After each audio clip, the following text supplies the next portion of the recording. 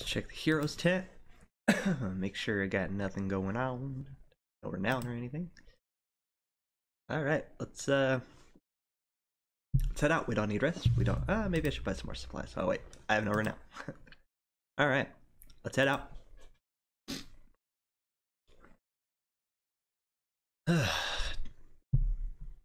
Morale is poor. Maybe I should, no, I couldn't have rested because I have no supplies or anything. This is not good. Thieving bastards, you awaken to hear. The small band of outlaws who had previously joined the caravan made off with a substantial number of supplies while everyone slept, a watchman tells you. Why in the depths were they allowed to join us to begin with?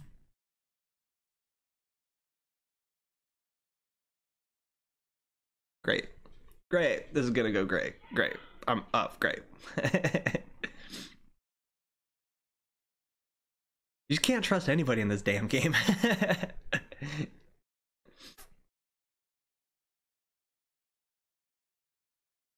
Another godstone. Nice. I think I've almost visited all of them now. Hi. The godstone for Ingrid, goddess of knowledge, looks on as the caravan takes a much-needed rest. Ivor shoos some children away from a solitary dredge slinger lying dead beneath the stone. Should we be worried about that? You ask Ivor, pointing to the dredge body. I don't think so, he replies. Still couldn't hurt to have a few guards look around. Hours pass without warning. Let's inspect that godstone.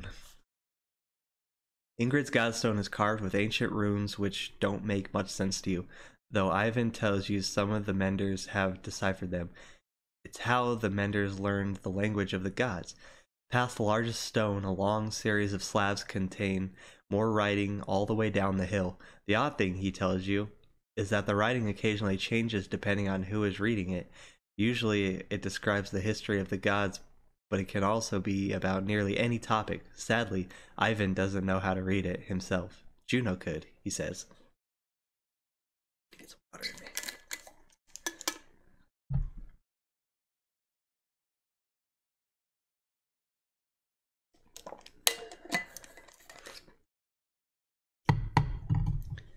Alright, pack up and move on. As you're ready to depart, you hear screams from near the main godstone. The same boys so curious about the dead dredge before are shrieking and pointing. For a moment, you think it must not have been dead, but then you see that they have opened a wrapping that was in the dredge hands. Wait, says Ivor, his arm across your chest. This shouldn't be seen. Get everyone away. A chill sweeps over you. Alette pushes past and gasps. Stop, shouts Ivor, but the curious onlookers have already seen it. What is it?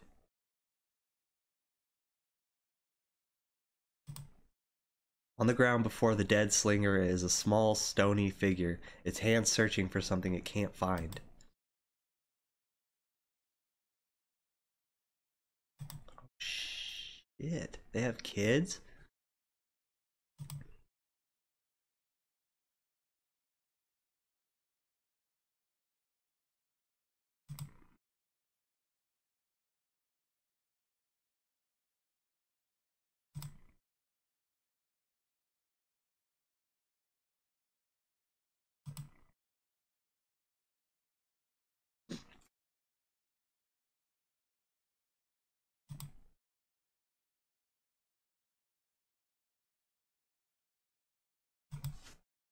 Everyone stops dead in their tracks. The entire caravan is gathered around, aghast.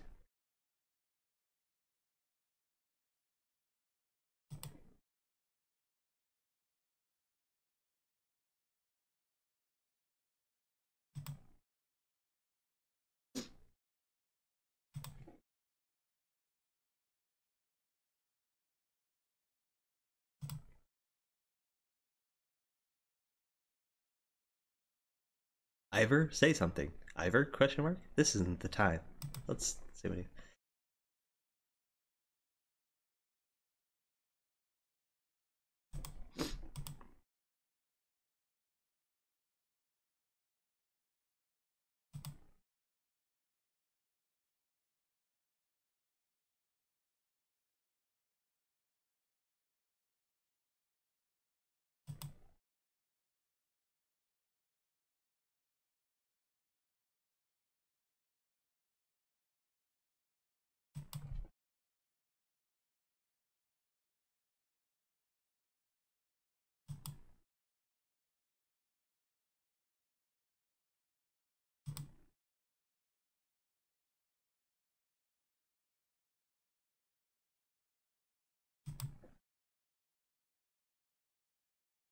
Wow.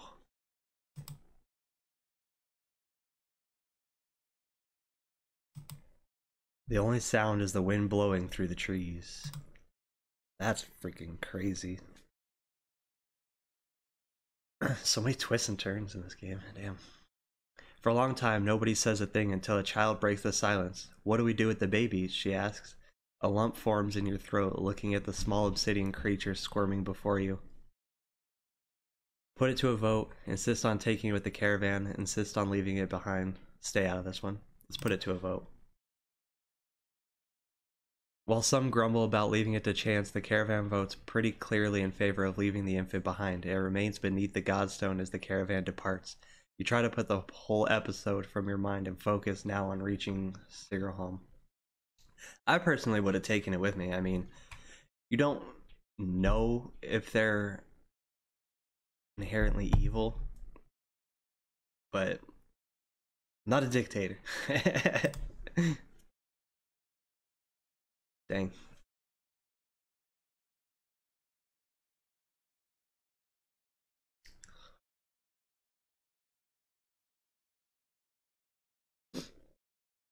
Wow. The more you learn about this, the more it's just like, damn. People are gonna starve to death. I need to fight soon. Get some supplies.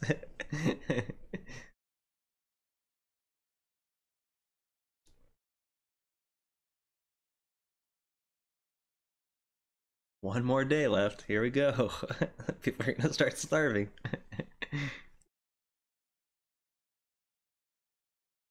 More supplies missing, the woman by the wagon says to you. And look, tracks, right here. They look like children's footprints, but my husband and I follow them into the wilderness a ways. They meet up with some adult tracks, no telling how many. Round up and question the children, question parents about their children, send scouts to look for anyone following you, have the children watched carefully. Let's talk to the children. They can't lie, right? Your, your clansmen are on edge as you question the children. None of them seem to know anything about the food, but you manage to scare them more than you intended. Two brothers in particular are left on the verge of crying. Damn it.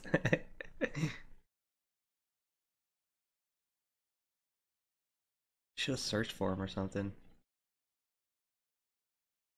No. We're almost to Sigerholm. People are dying of starvation.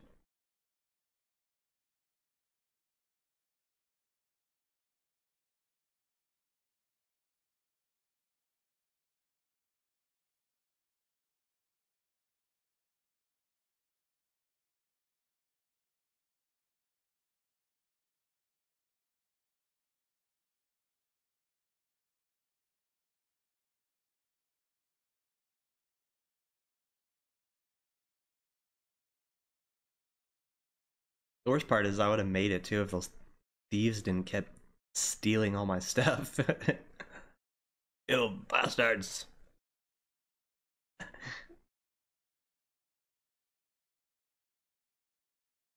One catastrophe to another, says Oddleif as you pull into Sigerholm.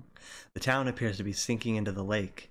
Townspeople peek from dark windows and makeshift hovels further up the hill. No, says Ivan, looking frantic. Where is she? He runs to the front of the caravan, looking out over the water. Juno isn't here, and you get the creeping feeling you're not welcome either. Going upriver looks out of the question. The beach is bare aside from the occasional skeleton of a ruined fishing boat.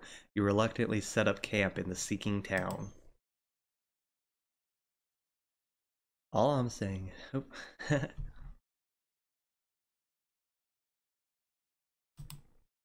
While taking stock of caravan, you've inadvertently walked into a debate between Oddleif and Ivan.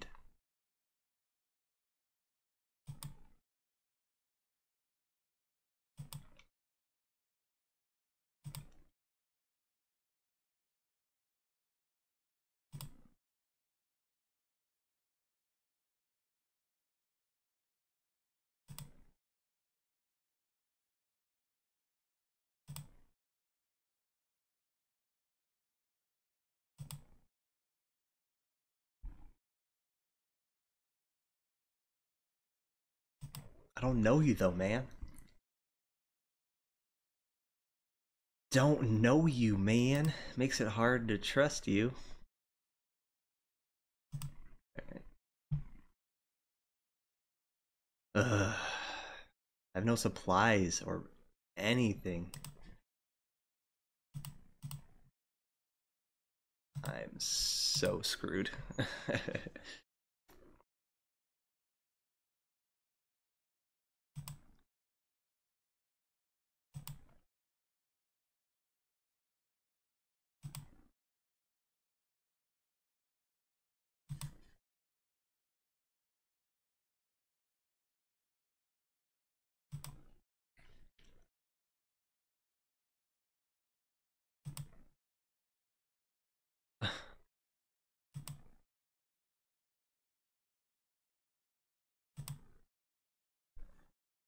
What's it like to be a mender?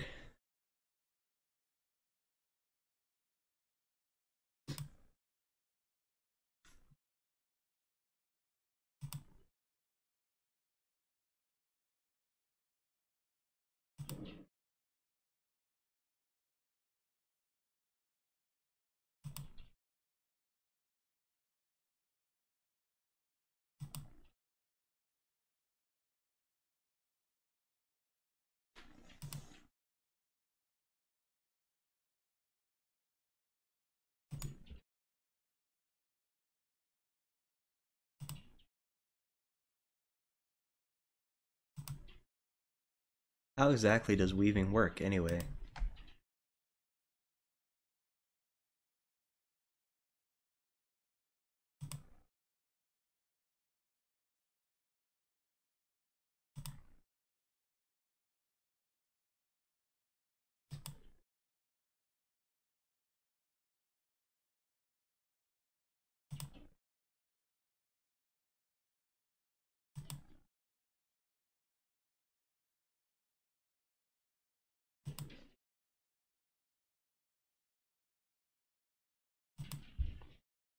Why is Bellower still following us? You were there? Ivan gets a faraway look in his eyes.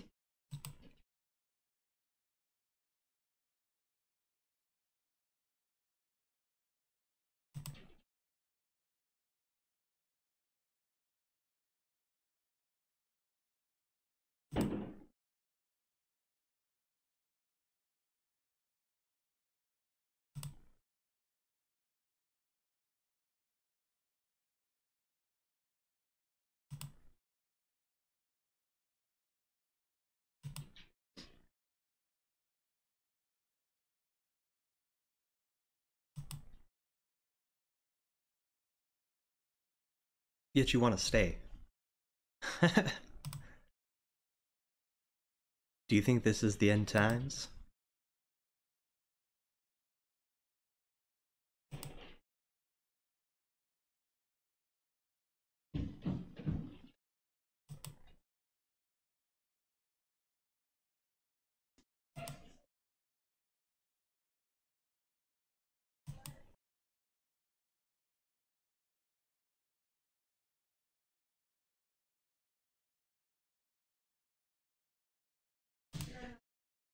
It won't take any more time.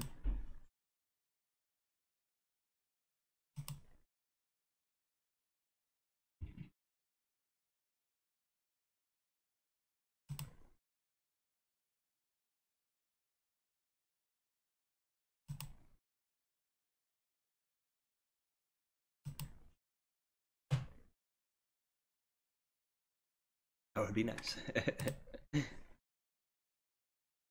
Alright, well, shit. Guess there's nothing to do but leave and continue watching my people die of starvation. Rook, wait, please, Ivan begs. She said she'd be here. We need her. You can tell he's terrified of leaving, as though he'd be giving up on Juno. I'm sure she'll catch up with us. She's not coming. Okay, just a little longer. You tell Ivan you'll stick it out a little longer, but you're not certain how long you're willing to wait yourself. Every day lost becomes more precious.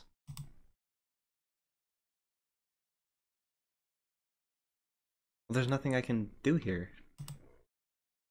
I have to leave.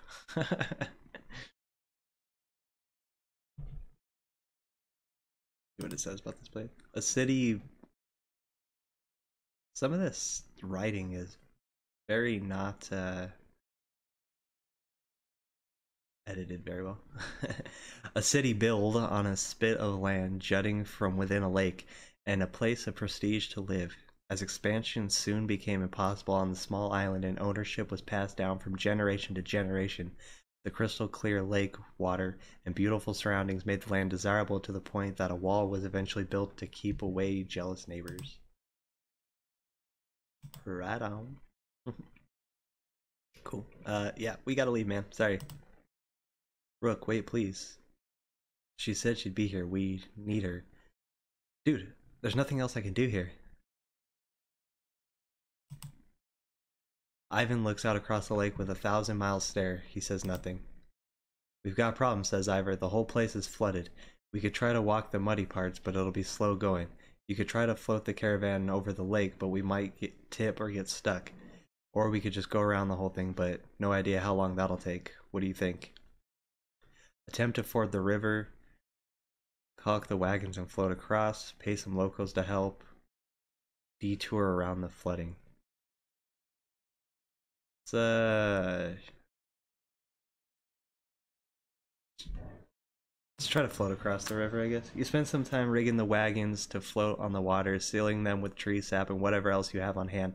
The rest of the caravan finds anything they can to float on, small boats or makeshift rafts, some swim. With a deep breath, you set off from the bank. Want to bet this isn't going to go well? You do your best to float the various ragtag group of your caravan across the muddy lake towards Boastguard.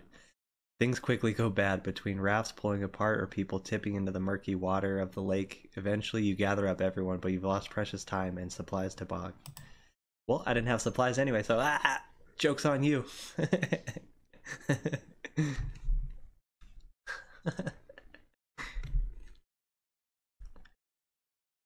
I'm gonna lose so many people here.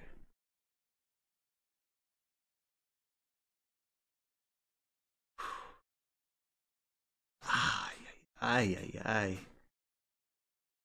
I need some renown and fast. That's creepy. Onar, the quirky old man with the leather headband, says, if there's one thing I know better than women and mead, it's, well, he smiles, well, nothing. But I know when a group could use some help. Just nod and let Unar make everything better. No questions now. I'd rather not have any supplies. What are you talking about? We'd appreciate any help. That evening, Unar clears his throat and loudly recites a tale of travelers ending with war and death behind them. Seeking hope instead, they carried on with courage, using heart and head. A strange poem, but the caravan is happy for a change of pace. Onar bows and turns to assist the cooks. The evening's meal is larger than ever, yet the supply wagons seem more full than before. You look to thank Onar, but he's gone. Whew, he saved my ass. Thank you, Unar. I can survive a couple more days. As you're about to head off to sleep for the night, Onif pulls you aside. I have a couple concerns I wanted to speak to you about, he says. In private, you find a quiet place to talk.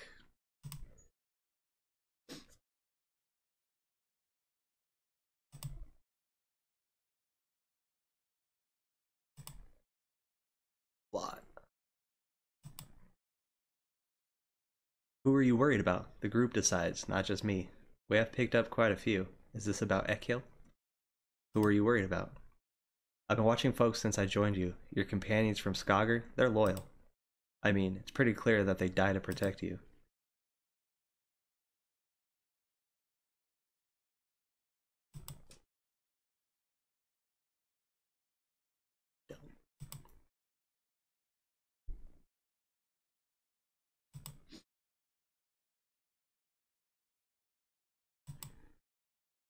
They joined us voluntarily. I trust Ivor to handle it. If they're willing to fight, it's worth the risk. We could be more cautious. I think if they're willing to fight, it's worth the risk.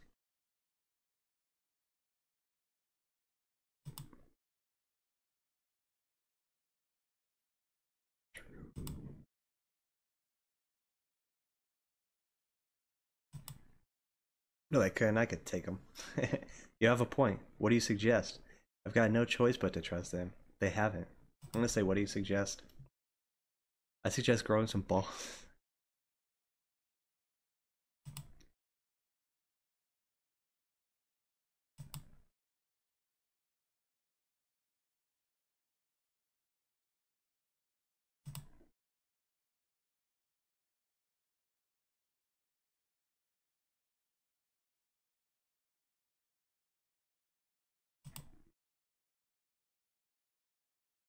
I don't know anything about anybody, man. Or you.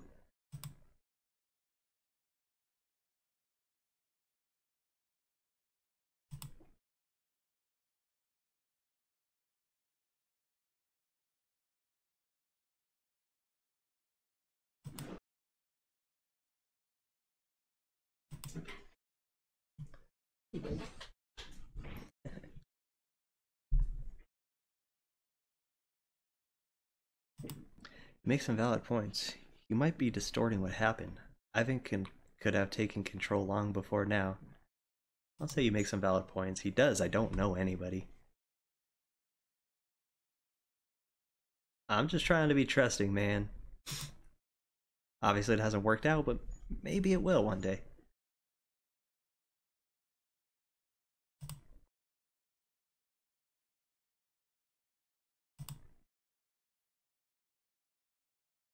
Oh, man.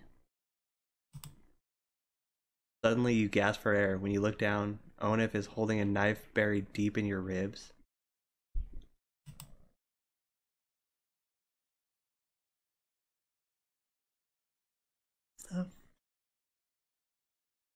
Your vision blurs and blood fills your sight. You gasp again. There's a bird whistle and the camp becomes a blur of motion. Onif's fighters from Frostfire leap into action, cutting people down. As Oddlife turns to fire on the men, Onif runs her through and pulls the blade from her back without even breaking his stride. She drops like a sack of flour. Onif heads straight for Arlette, who freezes in unbridled terror. You've got to be kidding. You rise to your feet through the pain. Oddleif is dead.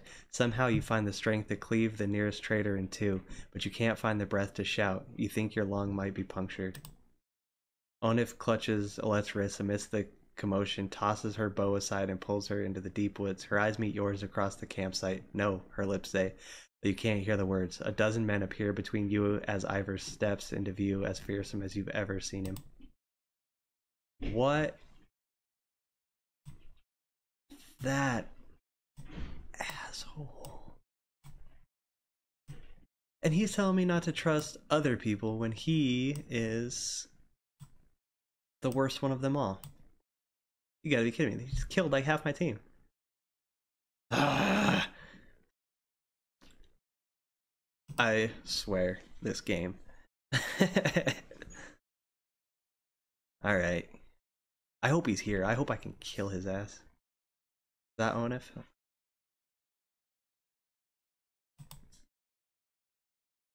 That might be Onif.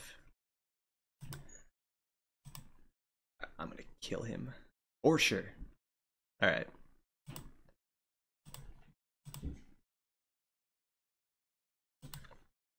We're gonna go up here and we are gonna slaughter all of them first.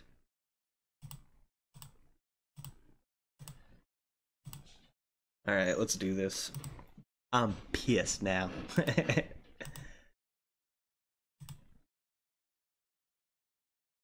Break.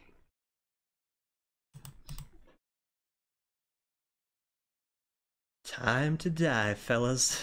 Time to die.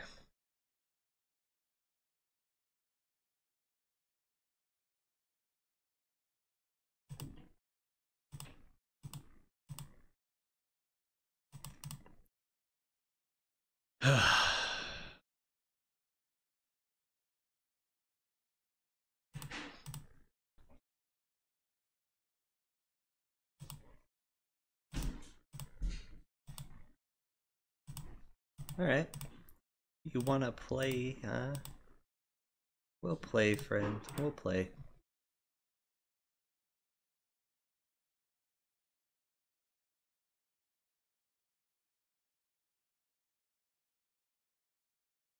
I can't believe Oddleif died. I loved her.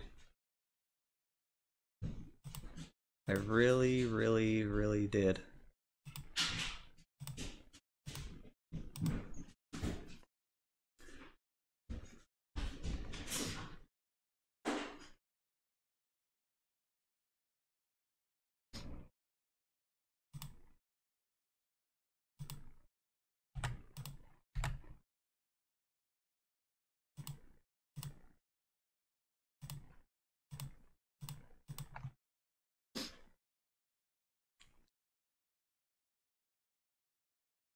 Bring it on, Onif. I am gonna murder your ass.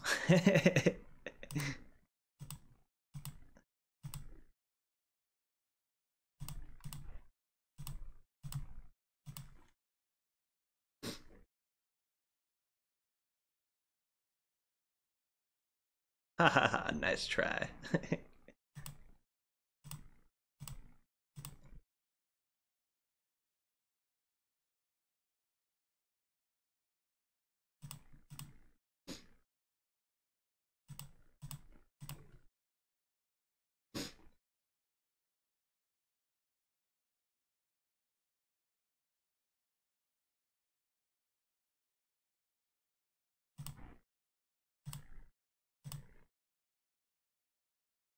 I don't think that's gonna hit him. It might though. Maybe I should hit him then. Yeah, we'll try this.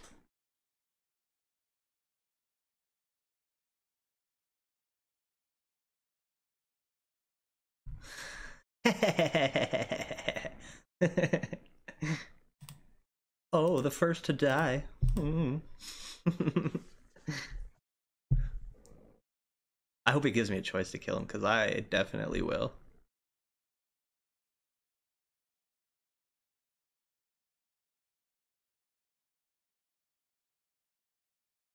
One, one, two, 1, 2, 7. Go over here and help Ivor out, huh?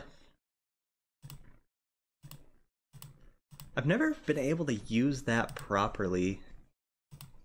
I finally saw it done right, and I need to use it because it's a pretty powerful attack.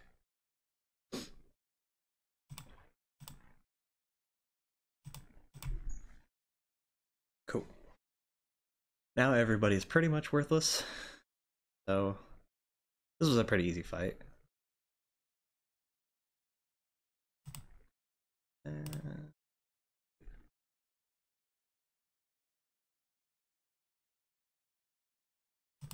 think this guy's next.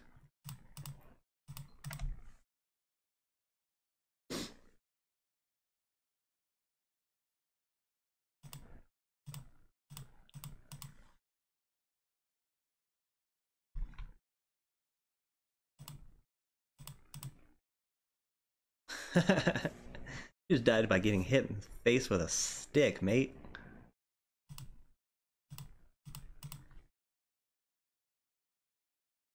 Nice.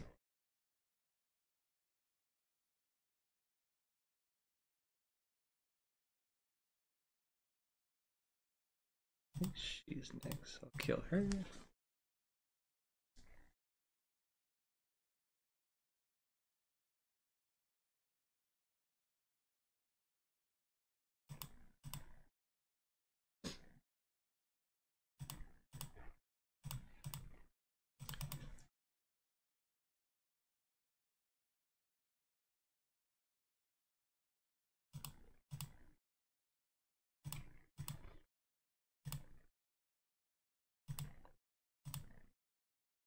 I really hope Onif's or Oddleif's okay. That would be so sad if she's dead. I really liked her too.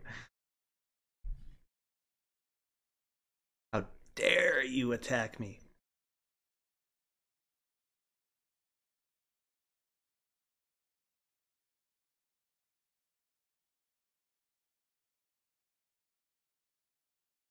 Alright.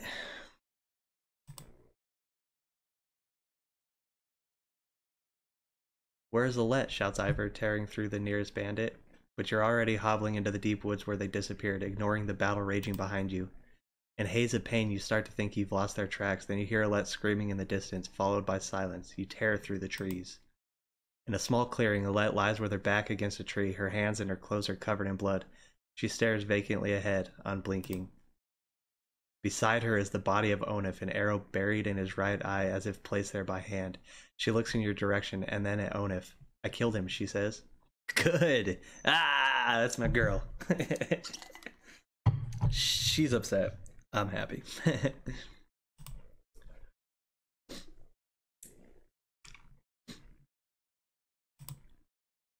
You cringe as much from the pain as the appearance of Alette after her bloody struggle with Onif.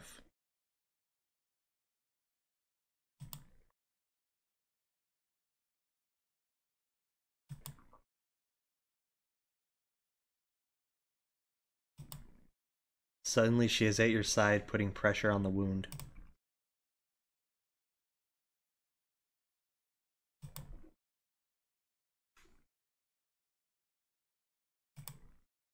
Just as your sight goes black, you see Ivan, Ivor, and Alette standing over you.